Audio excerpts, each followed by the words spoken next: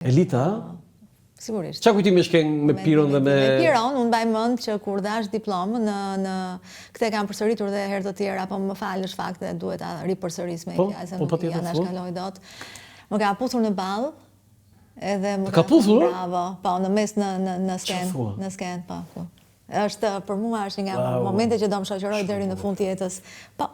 Domethënë profesori yt, ai që hodhi filmin në diplomë. Ai ka qenë një personalitet i jashtëzakonshëm. Në diplomë, të puthin ball dhe çfarë tha? Bravo. Kujtim të bukur pas ka Ingrid Mukeli. Me Pavlinën nuk kam pasur kështu bisedë të afërt, domethënë njiheshim së largu, përshëndeteshim me Rozën, po. Edhe me Agimi ka qenë skenografi i diplomës time. Skenografi. Skenografi. Po me Pavlinën nuk ke ndonjë histori në Jo, nuk e kam njohur nga afër. Gatë më të bukura të kinematografisë. Dhe ndryshe nuk ka qenë atipike për Shqipërinë. Me si Boqell, me portretin, po, ka qenë vajzë ardhur nga Lushja. Më shumë si franceze. Po, nga Lushja, po, se ju tironësit i shkoni çukta, katunarët thoshin po. Pavlina i vinte kështu gjithë pas, gjithë Tiranës, a? Shumë me temperament, shumë dinamik ka qenë shumë e mirë. Okej, edhe Roza, po. Foto tjetër. Roza ngelet ikon, për mendimin tim, numri 1. Rrallë e kam takuar, tani do me thënë nuk të del koha të takosh këdo. Po thash, si e ruaj në kujtesë, Roza është e mrekullueshme. Foto tjetër. Është edhe soft, si natyrë, shumë... E ngrohtë. Ja pra se kishe me rak. Ja Marbër. Madu. Petro Marko. I kam shkuar dhe në shtëpi Madut me Gensin. Po? Dashin atëre se kishe shumë shok.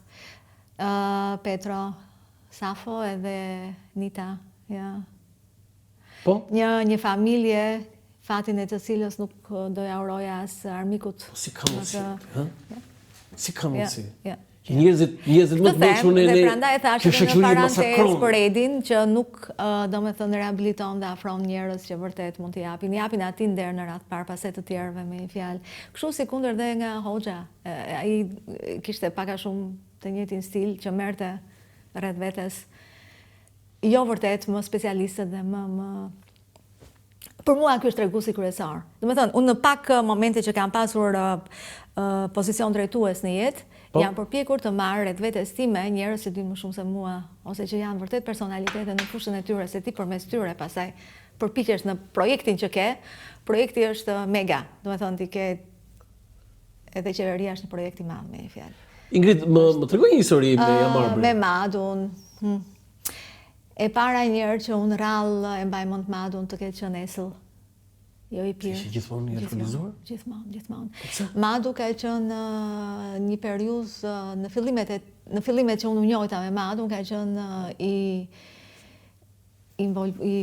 fejuar, s'mund të them, po ishte rrëmbyer me këtë motrën e Ivona Batallit me Mirelën. Mirela ka qenë e mrekullueshme. Edhe nuk e lejonin, nuk prindrit atëra, nuk e di. Mirelën kam kopa e parë, ka qenë një vajzë shumë simpatike, shumë e këndshme. Më pas e Madu... Aman Madu tallesh me të gjithë, Da, po. Këte e kisha artë? Madu i personifikonte, ai domethënë ka pasur këtë gaz maraz, si thon shkodranët, të gjitha gjërat i shikonte përmes një spektri, po, shumë sarkastik, ishte pa gjithmonë, domethënë për të jeta ishte prerë pa nisur akoma me një fjalë. Atë e futën në burg që kur ishte fare i ri, domethënë dhe çfarë mund të presësh nga një njerëz që është jashtëzakonisht i pasur, që trashëgon një pasuri intelektuale, kulturore nga një familje e tillë. Petro për shembull ka qenë titan, për mendimin tim ka qenë shumë i talentuar. Titan, ha? Po, ka qenë shumë i talentuar. Ja kishe lexuar që atëherë roman? Hasalavistën, po. Të gjitha romanet ti? Hasalavistën kam lexuar. Ti kishe mundsi Hasalavistën? Po. Foto tjetër. A kishe diçka mos? Safo Markon e kam hasur emrin e saj, kështu personalisht nuk e kam njohur, po vetëm ilustroj Safo Markon. Dhe ilustrimet e saj kanë qenë vërtet shikoje dhe të zgjonin, i përshtateshin personazhit ose të zgjonin ty të ndihmonin të futesh në. Nuk ishte e zakonshme. Ka qenë dhe kjo, megjithatë thash është personazhi i errët i dyshimt, nuk e di. I errët? Pse? Nuk preferoj të flas, domethënë po thonë që ishte involvuar me sigurimin e shtetit, nuk e di nëse ka qenë vërtet. Fjalë. Thashë theme, fjalë. Thashë theme. Prandaj po them, po ka qenë shumë e talentuar, në shtëpinë botuese ka qenë duket. Në shtëpinë botuese. Këto janë gjëra domethënë që çfarë dëgjoj rreth rrotull, më kupton dhe nuk mund t'i. Qartë. Foto tjetër? Ka marrë malli?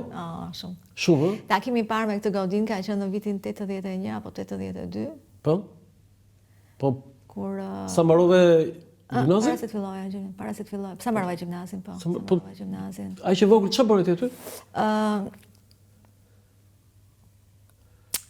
Ishte një emision me këtë Ibrahim, si e kishte ai për këtë muzikën gura popullore, muzikën Gura popullore? Ja, Si e ke ti me gura popullore? Nuk e di si quhet. Po, do thënë me këngë popullore. Grupet amatore që vinin Po popullore, nga rrethet. Dhe ndër këto që kam intervistuar ka qenë dhe Gaspër Çuçia. E ke intervistuar Gaspër. Ti ke intervistuar Gaspër Çuçin? Po, Çfarë thua? Në cilin vit edhe herë? Unë fillova këtu, mund të kem filluar, se më mund të mirë, ka qenë viti 82 apo 83, me Gacin, ka qenë pak para se ai, domethënë ai është. Të përshkatoj, para se të përshkatoj. Ai përshkatuan në cilin vit? Më vonë, disa muaj. 83, 84? Në ato plus minus, nuk e. Dhe ti e ke, e kishte ftuar Ibrahimi, po. E ke intervistuar Gaspër Çuçin dhe pastaj filloi procesi. U arrestua. Disa muaj më vonë. Mbaj mend që shokova atëherë. Ka qenë shumë vital në studio, shumë I këndshëm qeshte, domethënë jashtëzakonshme. Po mirë, në këtë intervistë besoj thanë një gjë për jetën apo thjesht për gjëra muzikore? Jo, thjesht për gjërat muzikore. Ekziston intervista në arkiv? Janë prishur, e keqja është që arkivi I televizionit atëherë xhiroi me bobina. Po. Edhe prisheshin sepse nuk kishte lënë të parë, domethënë bobinat, këto që ishin kryesore, domethënë ruheshin në arkiv, ndërsa pjesa tjetër xhiroi mbi to, që për mendimin tim është krim I madh, nuk e di domethënë se çfarë ka ndodhur. A të kujtohet çfarë tha Gasperi në një gjë? Po kur more lajmi që u arrestua dhe u përshkatua? Jam shokuar, më erdhi shumë keq. U përshkatua, ha? Më erdhi shumë keq se atëherë të përshkatohesh ose të ishe armik I popullit ishte kështu, krim kundër njerëzit në shok, ishte shok, që të shoqëronte disa ditë me një fjalë, po. Sa vjet punove në ato momente në RTS? Unë kam qenë tërkohës, domethënë e angazhuar në TVSH, ku më shumë, ku më pak, në gjëra të ndryshme me një fjalë. Në kohën që mbarova diplomën, u emërova si regjisore në departamentin e krijimtarisë artistike. Në cilin vit u emërova ti? Në 89, punova vetëm një vit dhe atë vit bëra këtë kohën pentagramin tim me Osman Mulën. Ti e bëra atë kohën pentagramin? Me Osmanin. Ai ishte regjisor, ju? Po, ai më quante bashkë regjisore, po Osmani sigurisht ishte I tia me një fjalë. Kemi bërë gjëra shumë të këndshme aty, shumë që ishte progresiv dhe kur I shikon, domethënë ka një emocion të virgjër, ka shumë potencial kishte prurje, kishte shumë prurje, nuk kishte gjëra fake, domethënë drita etj që ti të kalosh kohën edhe të. Kishte shumë prurje nga të cilat një pjesë e konsiderueshme janë perla, janë të mrekullueshme. A ka një histori të veçantë në atë se ishte fundi I regjimit komunist? Çfarë ndodhte në RTS në atë kohë? E kuptonin ata që do rrëzoj apo kishte edhe kështu komunistë atje që vazhdonin? Në RTS unë pak kam pasur kontakte me të cilët besoja të bisedoja diçka më tepër me një fjalë. Ka qenë një situacion shumë I politizuar dhe ishte e vështirë që të besoje ose të pretendoje që mund të bëje një bisedë jashtë kornizës medike tjetër me një fjalë. Atëherë ka qenë drejtor Virgjil Kule, në drejtor Ylli Pepo, Shaqire Xhvela ka qenë I programeve artistike, në redaksinë kemi pasur Pandin Laço, Genc Pulaj, Shkreti, ka ndruar jetë, ka qenë Osmani, ka qenë kjo Kalia, dhe Dhurata, kanë qenë kështu redaktore muzike Shaban Ibrahimi, s'më mund. Pali Kuke ka qenë, Stefan Gajo, që më kujton emra që. Tani më fal se ata që më ndjekë thotë po shikoj celularin, po Erman Mul Osmani më ka bërë përshtypje, ka bërë një status të jashtëzakonshëm për ty. Në datën ta shkruaj këtu 4 janar 2021, ka bërë shumë përshtypje. Dhe shkruan: unë zbrita direkt në zyrën e miku tim që gjenden katën e dytë. Qa ishte kjo që unë gjitë lartë më burë, një yll I veshur e tera me zeza që tronditi gjithë godinën me takat dhe mos përfilljen vrastare. E pyeta me një këshëri të pafshirur unë. Ha, është Giti, më tha miku im, Giti është univers më vete. Wow! Nuk kisha se si të mos pajtosha me të. Giti e pushtonte godinën pa I pyetur as të vjetrit, as të rinjt, as të përshtaturit. Ajo thjesht fute me çizmet me taka dhe sharmi, eleganca, vetbesimi I saj, bënte të stepeshin gjithë.